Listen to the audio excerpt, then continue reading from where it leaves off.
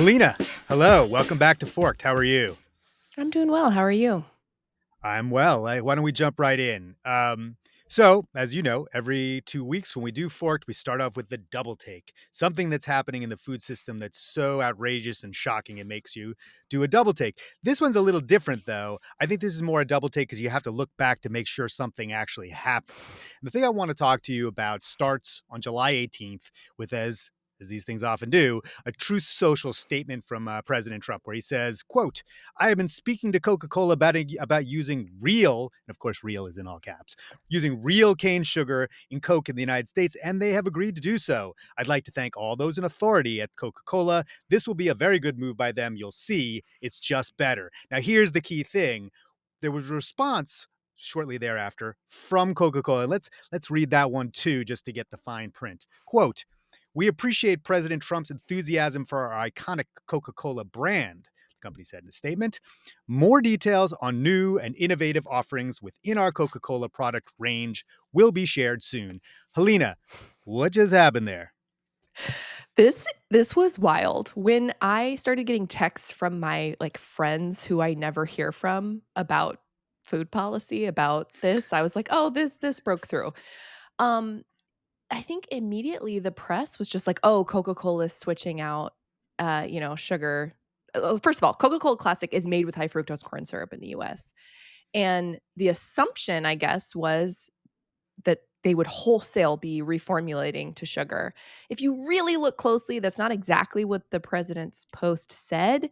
Not Uh, really. and then it's also not for sure not what the Coca-Cola statement said. They left themselves a lot of wiggle room to have new offerings, right? And so this was a massive news cycle. I mean, everyone's talking about this on social media, like what's going on, or this will be delicious. There is a cult following for what's called Mexican Coke, right? Like the Good old stuff. Yeah. school. And you can buy it in the US, but it's more expensive. It's like a niche product. And so I was asking around to everyone, like, what is actually going on here? Are they actually doing this? Was this, did Trump get ahead of this company? Or is he misunderstanding what's going on? And basically, everyone who's really smart in the space and actually in the know were like, this is not actually going to happen. This is probably just adding some more product lines with sugar. But, like HHS Secretary Robert F. Kennedy Jr. was like thanking the president. I mean, the Maha people were saying it was going to be healthier or at least better. I mean, simpler. It was like, so much reaction Yeah. to your point of like you have to go back and be like, but what is actually happening? And we still do not know what is actually happening here. So let's walk through this a little bit. All right. So part of it has to do with the debate around high fructose corn syrup, Mhm. corn, right? Now, when we look at corn in this country, both as a sweetener and as a fuel for our cars, it is, and I'm quoting, paraphrasing from an article we recently published by Tom Philpott in Mother Jones. Corn is as a commodity is the product of 50 years of intentional government policy. The reason we have high fructose corn syrup in our Coke is not an accident. It's something that the government did, that big agricultural companies and big Mhm. food companies took up on. And to change away from that is a big political decision. So we can put that part of it to the side. Why don't you talk for a second just about the difference in nutrition quality, if any, between a high fructose corn syrup Coca Cola and a Mexican Coke, sugar based Coke? What does that mean? So a lot of people say it tastes better, right? I think that's anecdotally out there. It certainly the ingredient list would look simpler, which is a thing that Yeah. a lot of consumers are seeking. I think those two things are true. For a lot of people. That's a preference, right? But yeah, metabolically, is this now a healthy product because it is made with cane sugar and not high fructose corn syrup? No, every expert is like pretty clear on that. Um, it's still a lot of added sugar really nothing else. It is a sugar sweetened beverage, whether it is sweetened with corn syrup or sugar. It's just not, it's not a healthy product. And I think the concern that some of the health folks have is that this could kind of give a health halo to um, to Coca-Cola, which Sugary drinks, actually, sugar sweetened beverages, so the ones that actually have, sweetener in them that are not artificially sweetened, like Diet Coke and whatever, those have been on the decline in the US. A lot of the soda taxes and just the overall messaging on, you should reduce sugar consumption have gotten through to consumers, and consumers are, moving away from these products generally. So, you know. So let's all right, so that's nutrition, and Mhm. it's debatable, right? Let's talk about the Yeah. policy aspects of this. So on the one hand, you could say to yourself, "See, if we can force these companies to stop using high fructose corn syrup, then we're cutting off some of the subsidy incentive, right? We're harming this part of big food and big ag, which is reliant on money from the government to raise and a massive amount of corn." The problem I have with that, and I'm curious what you think Mhm. about, is that I mean, sugar is pretty subsidized too, right? Like this is not a clean cut, as Mm-mm. you'd say. Yeah, I don't think this is the kind of move, if Coca Cola were to be actually doing this, which I don't believe they are, or we don't have confirmation There is that they no are. evidence. We don't Yes. have evidence to say that they are. It would not, like, fundamentally overhaul the agricultural makeup of the US. Corn is used in so many things. Corn syrup, there's different types of corn syrup, but, like, corn as a sweetener is used broadly across, like, bakery and snacks and other lots of other processed foods. So this wouldn't, like, pull the rug out from underneath the system, and, as I mentioned, sugar-sweetened beverages or high fructose corn sweetened beverages have been declining, in the US anyway, and so, it's one of those things that, uh, I think the term I keep hearing used from public health when they look at, dyes or sugar or whatever the move is, they're like, "It's kinda like rearranging the chairs on the deck of the Deck Titanic." Like, chairs we're on the not Titanic. Yeah. we're not really turning around the ship, and the products that we're talking about are, generally speaking, the ones that nutrition experts are telling people to eat less of: sugar sweetened beverages, ultra processed foods. Like, that's Yeah. where these ingredients are going. And so, you know, this is probably a wash if it were to be happening, which, again, I don't think we have evidence that it is. And you know, it's interesting, though, that politically, the president just went there, like, without concern about whether or not this would piss off corn growers. I didn't see anything directly from corn growers, but the Corn Refiners Association put out a pretty blunt statement that said, like, essentially, "This doesn't make any sense." Of And it course, they doesn't. make of Right. course, they make, high fructose corn syrup, so, they would very much like to see something like this not happen.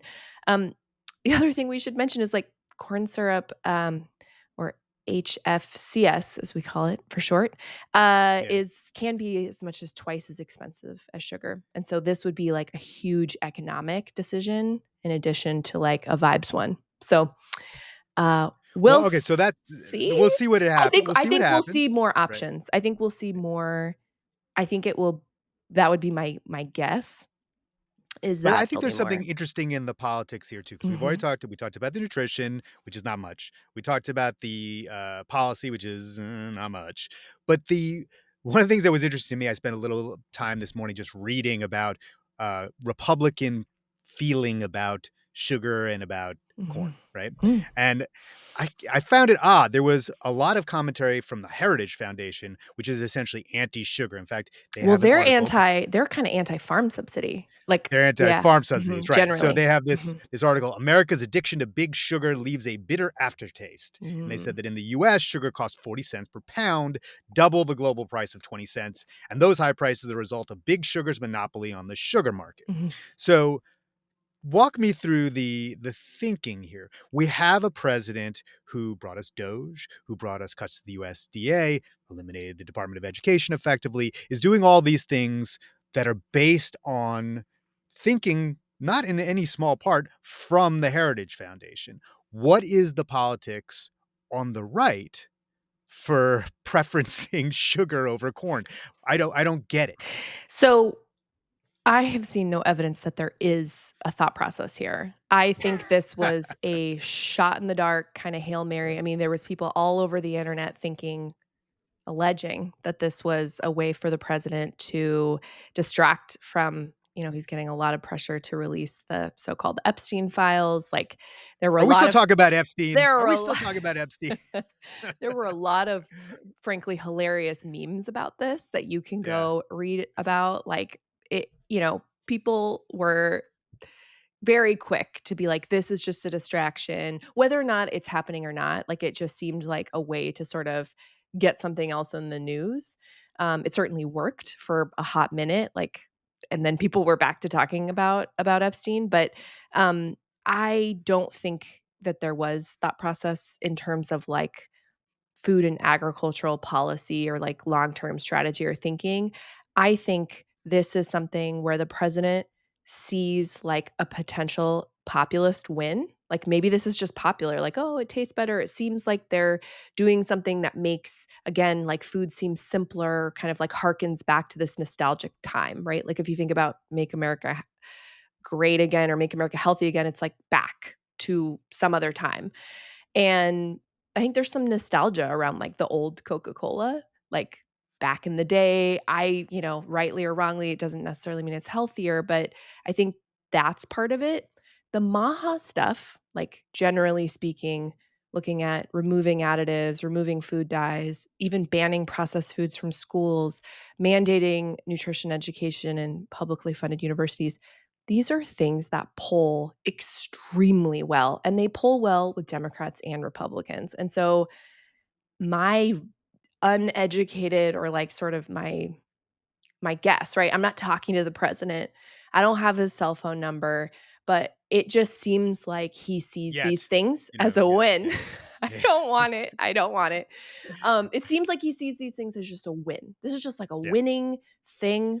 And if you look at the way the White House messages around MAHA or Make America Healthy Again, you can see they're just doing little victory laps around all this stuff. And so it's like a it's like a T-ball win for them, right? I think that's how they're viewing it. And, you know, this is Well, I another think one it's of interesting those. you Yeah, it's I'm sure popular. you were referencing Maha wins. There was a pretty significant thing on Instagram where Mhm, they released their Maha wins, and I think it's worth us walking through some of the list that appeared on mhm. Instagram. So Steak and Shake, they moved to 100% beef tallow and replaced seed Okay, oils. okay, but there's asterisk. Their fries are Yep. still coated in seed oils, and so some of the Maha diehards are like, "This isn't enough." Apparently, they're working on it. Okay, continue. That's the asterisk for that one. It fake fat news, all right?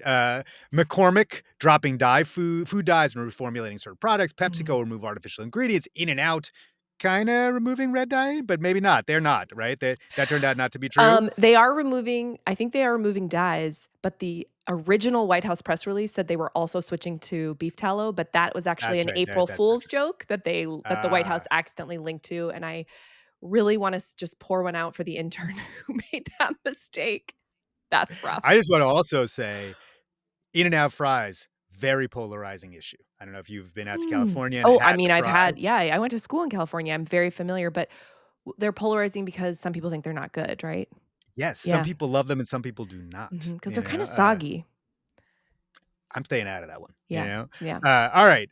Skittles, remove titanium dyes. It just goes on and on and on. So what what, what do you mean by T-ball win? T-ball Do wins. What are they trying to accomplish here? it is popular. I think these moves are like, I think regardless of your political affiliation, whether you're Republican, Democrat, Independent, people just look at that and they're like, "That's probably fine or good," you know? Like, and so and we don't that's not just my, like, guess. It's like I've looked extensively at the polling. They like removing artificial dyes and certain ingredients from processed foods polls at like 65 to low 70% approval for Republicans and Democrats. Like, that's there aren't a lot of issues where you're gonna see that level of kind of agreement on both sides, so I think that's part of it. And the top Maha folks have talked about, like, wanting to rack up wins. It's like a way to get, like, momentum and sort of keep public support. Even if, I think when pressed, they would also acknowledge that, like, dyes are not gonna, like, magically make these foods, really healthier, or like the really doesn't automatically make them like a good choice per se. So Right. I actually was just listening to FDA Commissioner Marty McCary went on Megyn Kelly and did a pretty lengthy interview. It was mostly about hormone replacement therapy and like menopause. So set that aside. But I know nothing about that. But she did ask him about all of this, and he said essentially like we're just getting started. This is just the beginning, Yeah. and so I think we'll see. We've talked a lot about how there's been no federal policy. Like this is mostly been a campaign so far of encouraging the states to take action, which many of them have, and vibe shift, like really, really strongly changing the rhetoric, being like, we're being poisoned. I mean, RFK's like out there saying sugar is poisoning us, he's literally saying that, right? So there's all that, but we still don't see federal policy. We still don't know what the federal agenda is here. And so I think that's like still very very unclear, even though they are racking up these wins. These are mostly moves that companies are making voluntarily. And many of them are looking to January 2028, which is when West Virginia has a ban on all these Yeah. synthetic food dyes. So, Okay. yeah. So let's move on from that, and let's actually go and talk a little bit more about someone you just mentioned, Marty McCary. He McCary. is Marty McCary. Yeah. now you're sorry. Thank you. Thank you. That's why you Everyone says are it wrong. from I food. think. That's fine. That's why you got food fix and I don't. Mhm. Uh, so he is the U.S. Commissioner of Food and Drugs. That's a specific job. It is not the head of HHS. It's not whatever Mehmet Oz does. It is its own thing. And I just want to quote him from a little while ago when he's talking about the food guidelines for the United States, which are going to come out, I believe, in the fall. Correct? Well, it is possible they might come out in August, but I think fall might be more likely So soon-ish. yeah.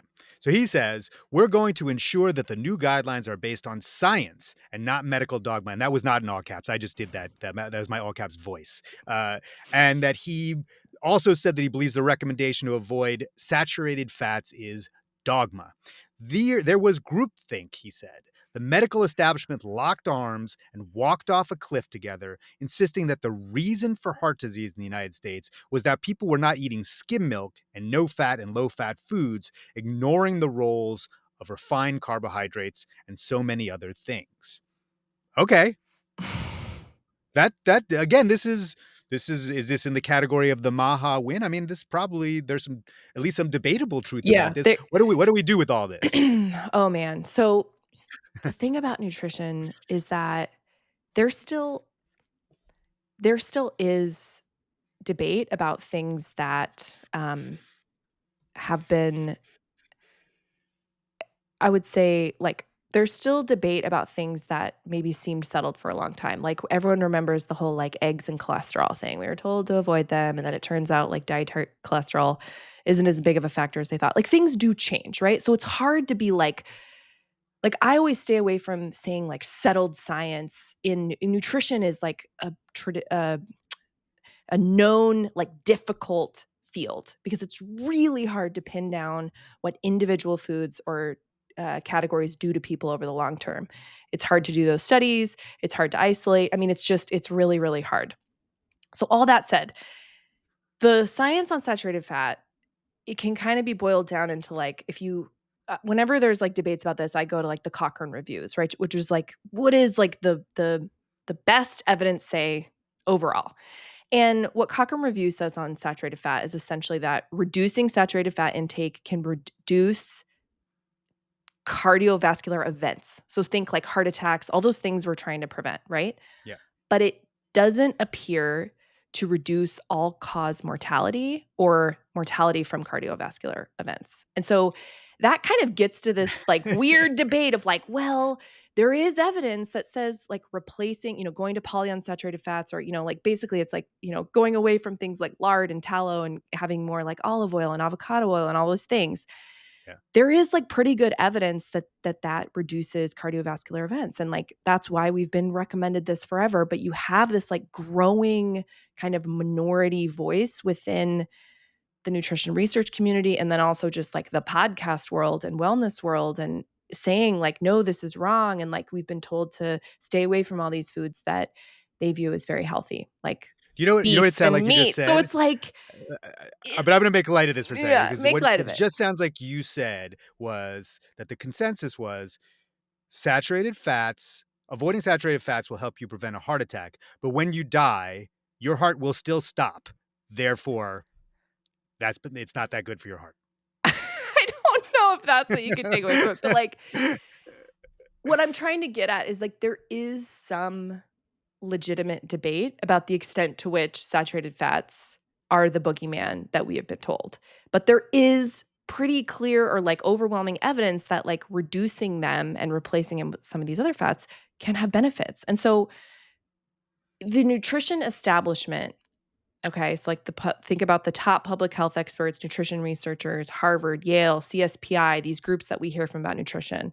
If the dietary guidelines come out and say, like, saturated fats are not an issue, people do not need to avoid them, which it sounds like that's what Marty McCary is saying they're gonna say, like, that we're dumping this, he calls it dogma, other people would call it evidence-based recommendations, right? Like, if if they drop that, I think we're gonna see the nutrition establishment rip these guidelines apart as unscientific, as, not based in evidence. I think we could see something very similar happen like we've seen with vaccines, where RFK Jr. fired the entire ACIP committee, which makes vaccine recommendations.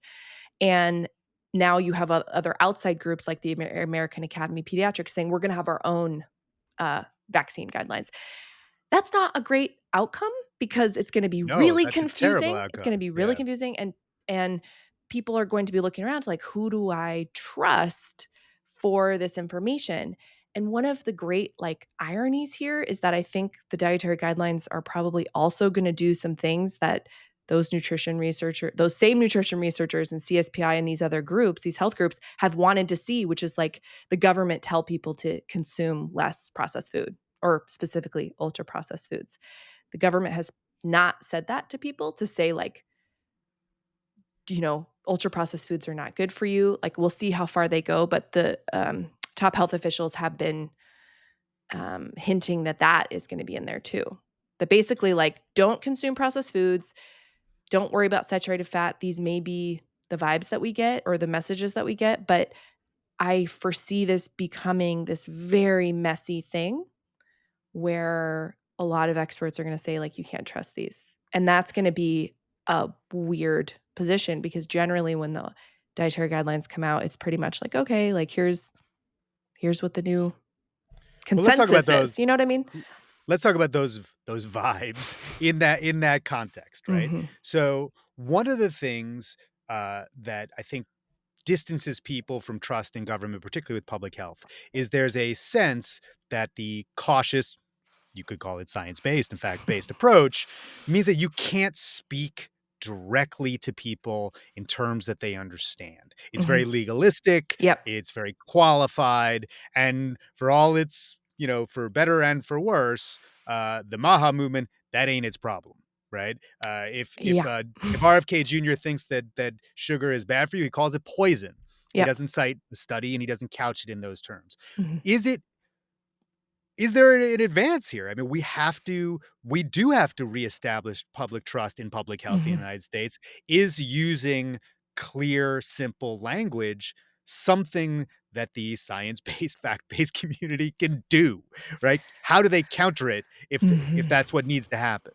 I mean, I think this is a great question, and we're gonna have to see how this unfolds. I think there is a world in which consumers will read about this and go, "Oh, the government's finally being honest," or direct. That's more helpful than whatever this mealy-mouthed, you know, version was before, which may have said, choose, I can't remember what the language is, choose minimally processed or whatever, but that's not as impactful as, like, cut back on Yeah. ultra processed foods. Like, that's a clearer message if that is what they say, and it seems like they're going to say that.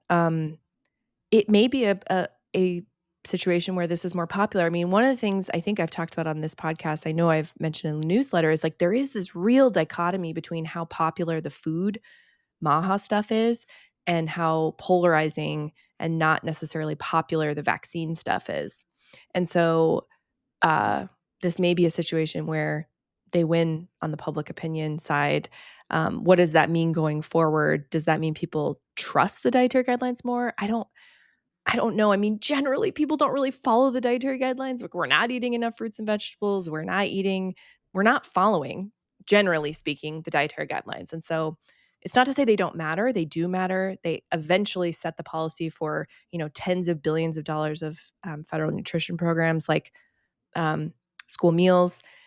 I personally think one of the most interesting things to think about is like, what does that mean? If you say, you need to reduce consumption of ultra processed foods, what does that mean for the national school lunch program, school breakfast, and all these, which are mostly processed foods because we're spending a couple bucks a pop and, some of these schools barely have kitchens. We're feeding 30 million kids a day. And it's called this like daily miracle that we make that happen. But if you are saying the official guidelines are that like you need to cut back. I mean, what does that mean? That's like a wholesale that would mean a wholesale reimagining of those programs, but Which that's is down always the which is road. always the circular problem of these kinds of things because what that would require is regulation, right? Regulation And and money, so yeah, much more money. Yes, yeah. no question. And I mean, that's just a fact. I mean, yeah. So let's say this happens, right? And we were able to go forward with radically new dietary guidelines that call the spade of sugar a spade or whatever it is that they're Mhm. actually going to say. How would we stack up that kind of achievement in terms of nutrition, say compared to like, I don't know, the Obama, Michelle Obama's, well, she didn't pass it, but she was sort of the driver of it, the Health and Hungry Kids Act in Mhm. 2010. How would it compare to something like that, which at the time was super controversial, right? There were so many people on Mhm. the right who hated it, even though it was sort Mhm. of saying some of the same kind of things, Yeah. right? That's a good question. I think, changing the dietary guidelines is a big deal. Like, even though people don't really follow them to the letter, it is a big deal because it sends a really big message. And there's a lot of press coverage around the dietary guidelines. And they also are probably going to change the messaging, like the visual messaging around, like we used to have this food pyramid. I keep hearing Marty McCary, the FDA commissioner, refer to this food pyramid. And I said the other day, I'm going to lose it if I hear them keep using this term. We haven't had a food pyramid since 2011, technically even before that. Let it We've out, had Helena. I read it. different I read it in the newsletter. had I knew you're different mad. Let it we've go. had we've had my plate, which the problem is no one knows about it because the government Yeah. doesn't spend any money marketing it. But it's actually this very simple plate, 4 quadrants. You have fruits, vegetables, grains, and protein. Like, it's actually very simple. Oh, and of course, dairy floating off like a cup of milk. Some people think it should be water, like whatever. So we do have different um we do have different messaging now, but a lot of people don't know about it. There's not a lot of muscle. So again, this comes down to money. If they're really serious about like messaging on nutrition, then they should be spending money. And actually, HHS has put out an RFP to do, I think it's a 10 to $20 million campaign around processed foods and diabetes risk. And if they do that, that would be like a big change. Like, I don't know that in my covering food policy, we've ever spent like something like that on a campaign that was that targeted. Other countries have done this. I mean, you could go, I remember seeing pictures in like Mexico. I think it was like Mexico City in their public transit. There were signs that were like really vividly telling people to not consume sugar sweetened beverages. We've never seen anything like that in the US. And so that could be, they could put money and muscle behind nutrition messaging. So like we'll see what they do. So it's a long way of saying the dietary guidelines do matter and they will eventually affect the school meals program. But the difference between that and what Michelle Obama did during the Obama administration is they put regulations in place that actually force schools to serve more whole grains, to cut fat, to cut calories, to do half a cup of fruits and vegetables. Like, those were changes they had to make in order to get the reimbursement rate they wanted. And so that's a real forces change to happen more quickly. It's probably going to be a very long time before the school meals program updates to follow the dietary guidelines, unless the Trump administration decides to like kind of put its money where its mouth is on this, which every time I've asked Rollins and RFK Jr., like, are you gonna update the school meals program rules? Like, the regulations, they dodge it very They don't they wanna talk about that at they all, right? I mean, they dodge the it. the presence of the federal government in education policy at that level is that's a no-no for the Trump administration, right? They don't wanna be a part of that at all, right? That's why you get rid of the Department of Education is because you don't wanna be a part of Depart of education, you know? Or am I missing it? Well, I think just the regulation word kinda makes everyone break out in hives, The R but word. yeah, but it's like there is no path to wholesale changing the makeup of school meals without regulation. I mean, the whole program is governed by rules. It's a federal nutrition program. So, schools will follow what the rules are. We'll see. I think we're still somewhat early in the administration, but if they are going to be making changes to regulations, I think we should see some moves being made this fall to indicate whether or not they're serious about federal policymaking. I don't know. All right, so let's go on to our final segment, which is the good vibes, which is something within the food system that we're covering that gives us some potential for optimism. I think it is telling that in this case, given the conversation we've had today, that we're not talking about Coke, we are talking about Pepsi. All right, so PepsiCo made an announcement that they would be increasing the levels of protein and fiber in some of their legacy products. It's probably going to start with oatmeal, and that they're also going to lower the amount of synthetic dyes in a lot of their products. Mhm. That they'll be rolling out stuff like Tostitos and Lay's with no artificial dyes, and that they'll have an increased focus on smaller packages and portions, which is all probably a good thing. Um, you tell me, is this a thing? Did we double take on this one and not have it happen? And is this about consumer demand or is it about government pressure?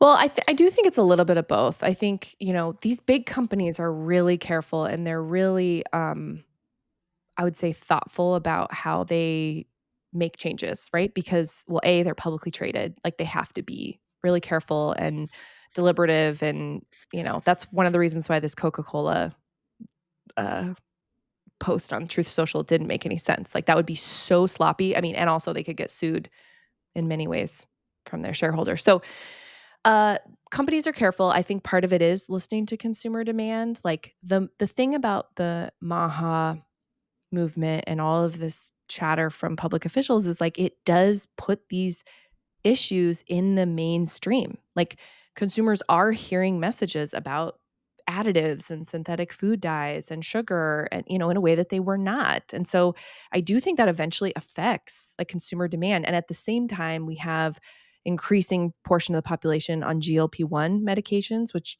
does shift how you consume, how you snack. You mentioned protein and fiber. Folks who are on those product or drugs tend to consume products with more protein and fiber. So it's also a way to, like, position PepsiCo to be, like, just better off in that new environment that we're moving to. So I think that's part of it. Of course, it also does help them with the administration that they can make these types of announcements.